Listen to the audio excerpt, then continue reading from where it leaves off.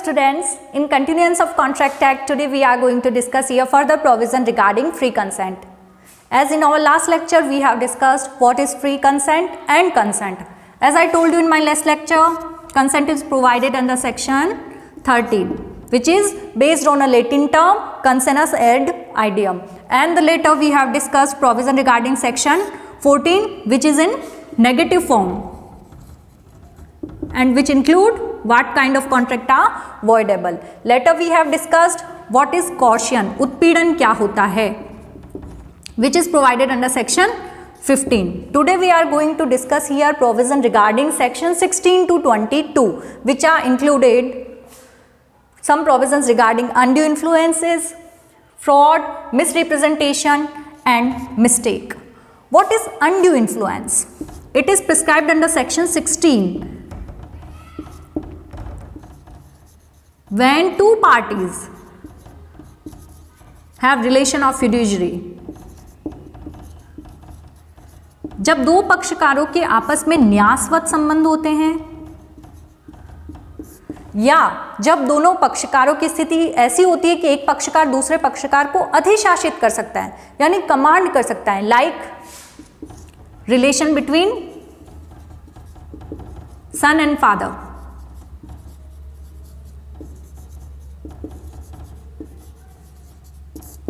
We can understand it is through a example. A और B पिता और पुत्र हैं. B माइनर था, तब पिता ने उसे कुछ अमाउंट दिया और जब B मेजर हो गया तब पिता ने ये क्लेम किया कि अब तुम मुझे वापस मेरा पैसा लौटाओ. तो ये जो पिता का कथन फादर ने अपने सन से कहा है मेजर होने के बाद अमाउंट लौटाने के लिए, तो सन ने एक बॉन्ड क्रिएट किया, bond in the favour of his father, अपने पिता के पक्ष में एक बंध पत्र तैयार किया और उसमें उसको वापस जो है अमाउंट लौटाया. अब कोर्ट में जब ये मामला गया तो कोर्ट ने कहा ये अनड्यू इन्फ्लुएंस है. एक पक्षकार जब दूसरे पक्षकार को अधिशासित करने की स्थिति में होता है तब वह असम्यक प्रभाव होता है. तो अब इसका इफेक्ट क्या होता है? Section 19 is relevant to 19A is relevant to undue influence. All other things are provided under section 19, but undue influence effect is provided under section 19A, which says undue influence effect is voidable. ऐसे जो करार हैं या consent है, free consent नहीं होगी अगर वह असम्यक प्रभाव से ली गई है. दूसरा इसका क्या है? डैमेज प्राप्त कर सकता है, यानी क्षतिपूर्ति. जिस व्यक्ति को ऐसे संबंधों से क्षति हुई है वह क्षतिपूर्ति प्राप्त कर सकता है.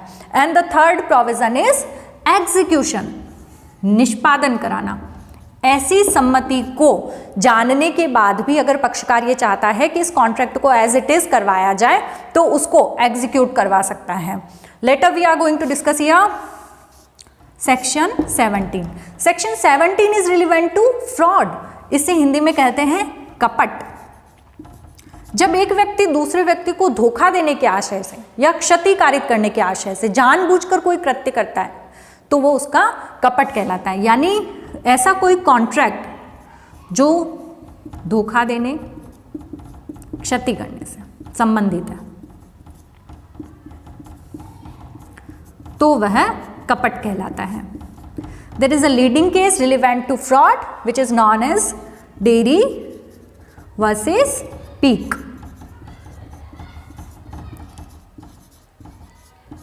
(1889) 1889 का ये डेयरी वर्सेस पीक का लीडिंग केस है. इसमें फ्रॉड को डिफाइन किया गया और इसमें दो चीजें शामिल की गई कि किसी भी फ्रॉड को देखने के लिए देखना है कि क्या कोई पक्षकार दूसरे पक्षकार को धोखा देना चाहता है और दूसरा उसको क्षति कारित हो रही है. तो हमें यहाँ देखना है एक तो फ्रॉड और दूसरा डैमेज. ये हुआ फ्रॉड. इसका इफेक्ट क्या होगा? As per section 19 it can be voidable. अगर कोई सम्मति कपट से प्राप्त की गई है तो उसे कपट से जिस पक्षकार को क्षति कारित हुई है वह उसे न्यायालय में जाकर शून्य करनीय घोषित करवा सकता है, यानी वॉइडेबल डिक्लेयर करवा सकता है. The next one is misrepresentation, यानी दुर्व्यपदेशन. अब दुर्व्यपदेशन क्या होता है? इसमें बिना उचित कारण को जाने बिना सत्य बात का गलत कथन कर देना. सत्य बात का गलत कथन करना। There is a basic difference between section 17 and 18। Fraud और दुर्व्यपदेशन में एक छोटा सा अंतर है। फ्रॉड में होता है धोखा देने का आशय। देखिए यहाँ गलत कथन यहाँ पर भी किया है और गलत कथन इसमें भी किया है, लेकिन फ्रॉड में धोखा देने का आशय होता है, जबकि इसमें सत्य बात को गलत तरीके से प्रेजेंट कर देता है। Truth is present in different manner और इन अ डिफरेंट वे, तो ये होता है दुर्व्यपदेशन। अब दुर्व्यपदेशन का इफेक्ट क्या होगा, तो एज पर द सेक्शन 19 ये भी वॉइडेबल कॉन्ट्रैक्ट है। इसके बाद सेक्शन 19 और 19A के प्रोविजन हम ऑलरेडी देख चुके हैं, जिसमें वॉइडेबल कॉन्ट्रैक्ट इन सब का इफेक्ट जो है वो सेक्शन 19 और 19A में डिफाइन किया गया है। Section 19A it is only relevant to undue influence and it includes all other provision except undue influence।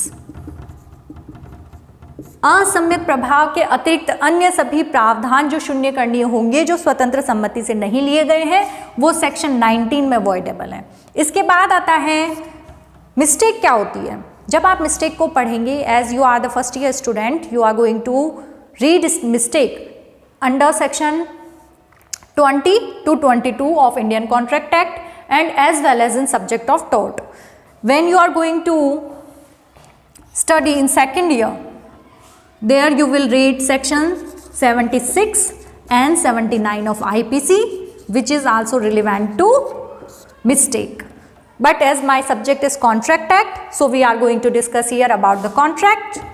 We can divide it in two portion. भूल क्या होती है, चूक करना, व्यतिक्रम करना या कोई फॉल्ट कर देना।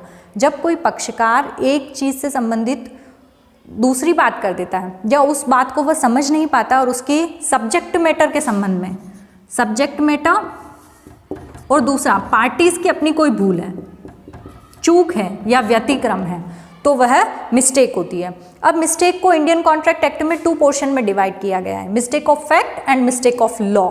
Mistake of fact can also divided in 2 portion, one party and both party।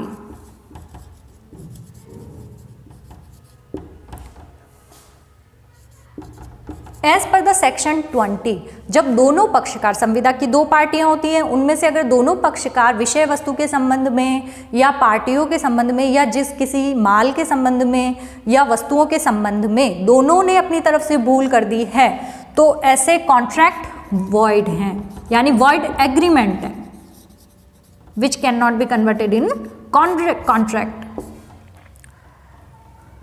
and void agreement as provided under section 2 which is interpretation clause। तो दोनों पक्षकारों की जब भूल होती है तो void agreement होता है, लेकिन अगर एक पक्षकार की भूल है, मिस्टेक ऑफ फैक्ट में यानी तथ्यों के संबंध में कोई भूल एक पक्षकार द्वारा की गई है, तो वहां पर ऐसा agreement as per the language of section 22 not voidable, यानी शून्य करणीय नहीं है। और अगर शून्य करणीय नहीं है, इसका मतलब प्रभाव युक्त है, लागू करवाया जा सकता है as effect of valid contract. And the second thing under section 21 provided mistake of law. अब मिस्टेक ऑफ लॉ भी को 2 भागों में डिवाइड कर सकते हैं, एक होता है इंडियन लॉ और एक होता है फॉरेन लॉ। अब इंडियन लॉ के बारे में क्या कंडीशन है, अगर पार्टीज इंडियन लॉ के बारे में अनअवेयर हैं और कोई कॉन्ट्रैक्ट करती हैं, तो ऐसा कॉन्ट्रैक्ट वॉइड और वॉइडेबल नहीं होगा, मतलब ऐसा कॉन्ट्रैक्ट होगा वैलिड। क्यों? क्योंकि ऐसा माना जाता है कि किसी भी देश का नागरिक उस देश के कानून के बारे में जानकारी रखता है और इसीलिए उसका कानून उस पर लागू होगा। But what about the foreign law? As per the language of section 21, foreign law has effect the equal of law of fact। तथ्य की विधि के समान इसका प्रभाव होगा, यानी तथ्य की विधि को हमने ऑलरेडी 20 और 22 में डिस्कस कर लिया है।